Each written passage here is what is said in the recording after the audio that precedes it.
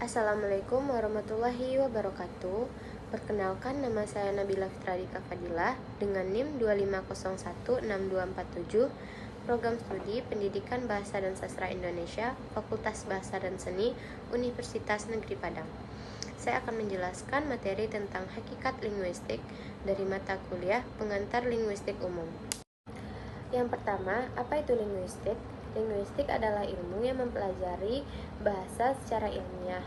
Artinya, linguistik meneliti bagaimana bahasa tersusun, digunakan, dipelajari, dan berkembang dalam kehidupan manusia.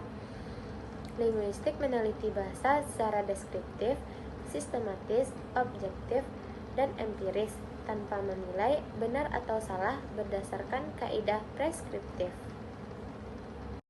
Yang kedua, konsep dasar linguistik. Yang pertama, langage adalah kemampuan berbahasa secara umum yang dimiliki manusia. Ciri-ciri langage adalah bersifat universal, tidak terikat pada bahasa tertentu, mencangkup kemampuan berbicara, memahami, dan menggunakan bahasa. Yang kedua, ada langue. Langue yaitu sistem bahasa tertentu yang dimiliki dan disepakati oleh masyarakat tutur. Ciri-cirinya yaitu bersifat abstrak, sosial, terdiri atas kaidah, aturan, dan sistem, serta relatif stabil. Yang ketiga, ada parole. Parole yaitu penggunaan bahasa secara nyata oleh individu dalam situasi tertentu.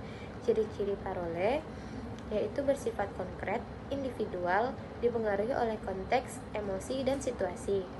Secara ilustrasinya, langage yaitu kemampuan manusia berbicara, langue yaitu aturan bahasa Indonesia, serta parole yaitu kalimat yang diucapkan oleh penutur.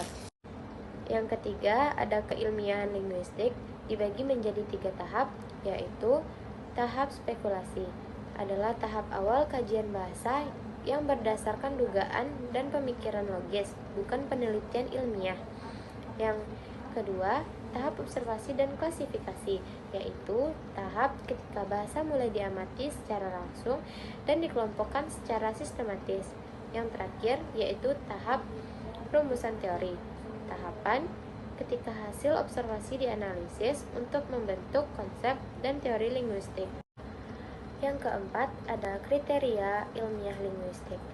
Menurut Maksan, yang pertama ada empiris. Kajian linguistik berdasarkan pada konteks bahasa yang nyata. Yang kedua, ada eksak. Eksak adalah analisis linguistik dilakukan dengan ketelitian dan kejelasan aturan. Kemudian terakhir ada objektif. Kajian linguistik bebas dari penilaian pribadi. Yang kelima, ada manfaat linguistik. Manfaat secara teoretis yaitu memahami hakikat bahasa, menjelaskan struktur bahasa. Manfaat dalam bidang pendidikan yaitu menjadi dasar pengajaran bahasa yang efektif dan meningkatkan kompetensi berbahasa peserta didik.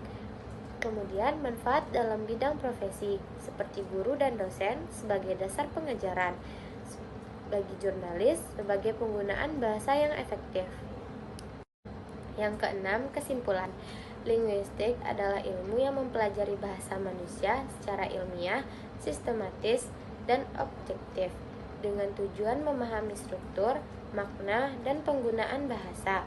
Linguistik bersifat deskriptif, mempelajari bahasa apa adanya serta menjadi dasar pengembangan teori bahasa, pendidikan, dan penerapan profesional.